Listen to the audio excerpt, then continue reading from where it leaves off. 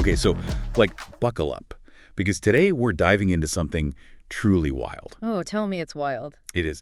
So imagine picture this, an app called Ex-Lovers Reviews, Okay. where, get this, past partners can publicly rate you, like their experience with you. It's like Yelp, Oh, wow. but for relationships. Honestly, I'm both terrified and weirdly completely hooked on this idea. What about you? It's definitely it's a fascinating premise, I'll give you that. Like this whole idea of putting our romantic pasts out there for everyone to see. It really makes you think about our anxieties and desires. Right. It's on the one hand, it feels like a recipe for total disaster. Okay. Imagine the negativity, the score settling. Yeah. But then there's this part of me that wonders, what if? Yeah. What if we could use that feedback in a positive way? That's where this whole thing gets really interesting. The people who are even hypothetically pro this app, they say it could actually help people grow and even improve their future relationships. Okay, so I'm going to need you to break this down for me. Okay. How would an app like this even work, practically speaking? Okay, so picture this. You're about to go on a date, right? Yeah.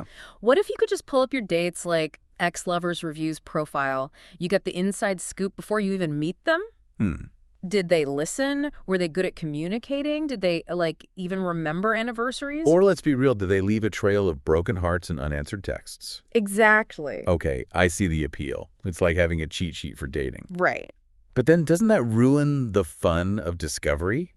The excitement of getting to know someone organically. See, and that is one of the biggest arguments against the app. Critics are saying it cheapens the whole thing, reduces love to a transaction, a series of check marks on a list. So instead of looking for chemistry, you're looking for, what, a 5-star rating? Basically, they're worried it could lead to this culture where everyone's hyper-aware on dates, self-censoring constantly. Mm-hmm. Because who can relax and be themselves Yeah. when they're worried about their every move being judged and then, broadcasted to everyone? Exactly. It could create this pressure to, present a perfect version of yourself, which just makes it harder to connect with someone authentically. So it's on one hand, we've got potential for more honesty, more accountability, but on the other, we risk turning dating into this, high-stakes performance. Yes.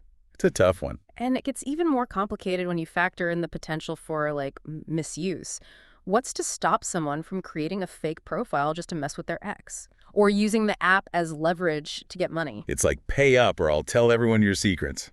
Not exactly a recipe for a healthy society, is it? Exactly. And that brings up another concern. What about bias? Would women, for example, be judged more harshly than men on this app?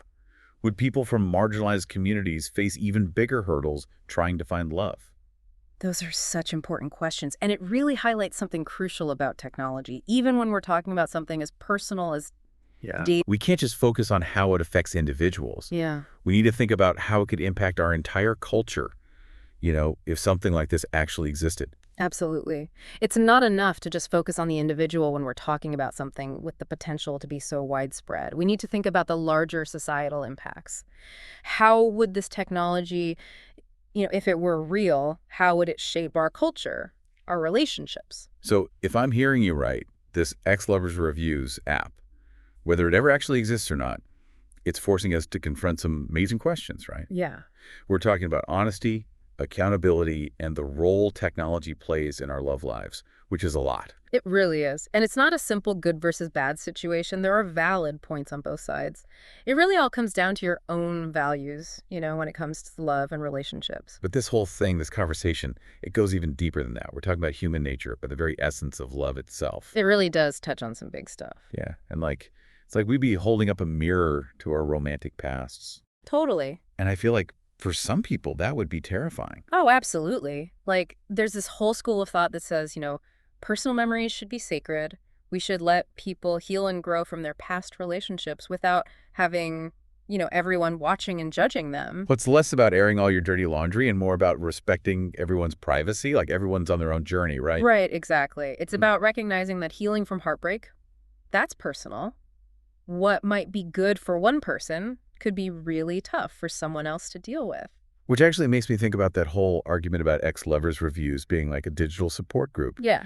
That by sharing even the bad stuff, we realize we're not alone.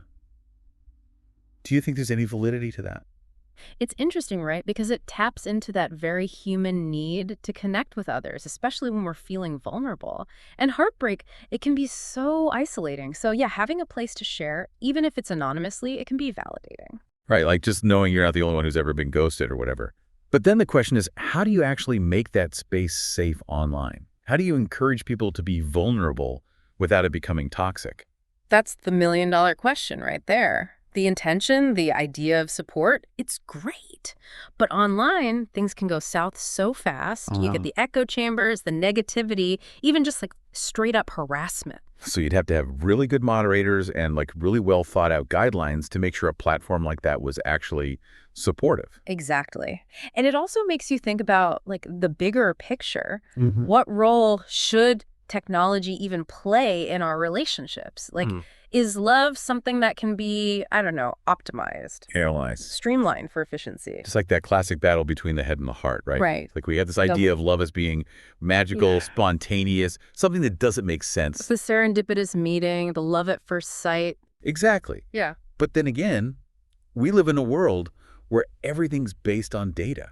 Like think about it, what we watch, what we buy, who we date even. It's true. So it makes sense that some people would want to approach love the same way. Of course. And there's definitely an argument to be made for, using information to make better choices, especially in something as important as a relationship. Right, like maybe you could avoid some of those red flags that Exactly. you might have missed because you were, Blinded by love. Exactly. But the thing is, that way of thinking kind of assumes that love is a problem that needs solving. Like, if you get the right data, you can find the perfect person.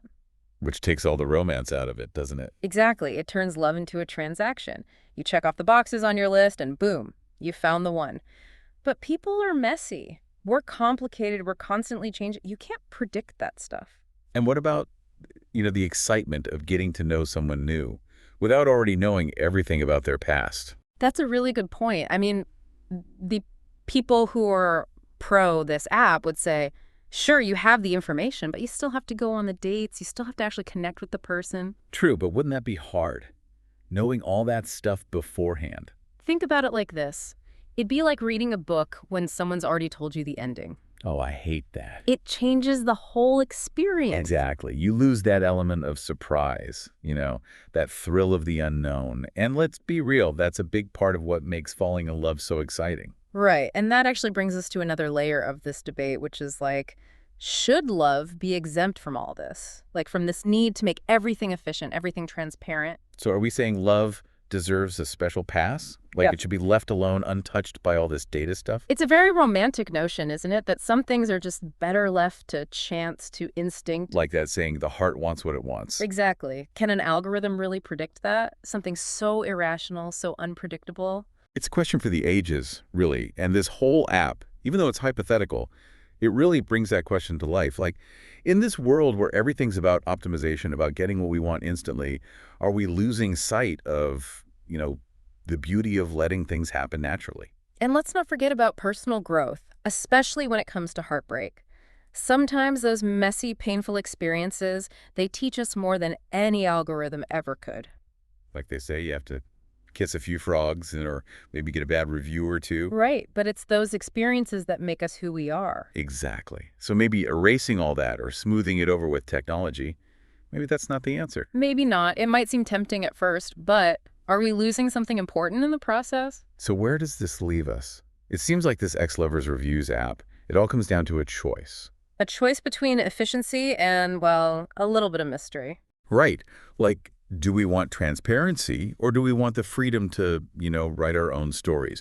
Do we hand over our love lives to technology or do we trust our gut? Right. Right. It's like Yeah. what matters more? Finding the perfect match based on data or like embracing the unknown and maybe like stumbling upon something real. Exactly. And I think that's the real heart of this whole discussion. It's about what we value most when it comes to love, Do we want to hand over control to technology or do we want to trust our own instincts? I mean, it's not like one size fits all, right? Everyone's going to have a different answer. Exactly. And honestly, even thinking about this app, even just as a thought experiment, it helps us understand ourselves a little better, don't you think? Like Yeah. it makes you examine your own values and priorities when it comes to love. It really does make you think. So like, even though this ex-lovers reviews thing might never actually exist, Right. it's sparking some really important conversations. It really is. Because at the end of the day, love is messy. It's unpredictable. And maybe, like, that's the beauty of it. Maybe that's the whole point. Maybe so. This has been, like, seriously thought-provoking. I agree. And honestly, I think that's what a good deep dive should do, right? It's not about, like, finding the right answer. It's about exploring these complex ideas and really challenging our own assumptions. Exactly. And who knows, maybe in the process, we learn something new about ourselves and how we navigate this whole, like, crazy world of love and relationships. Well said. So on that note, we're going to leave you with this. In a world that's obsessed with data and, wanting to optimize everything, what role do you want technology to play in your love life? Something to think about. This has been awesome, and as always, we love hearing your thoughts. Until next time, stay curious.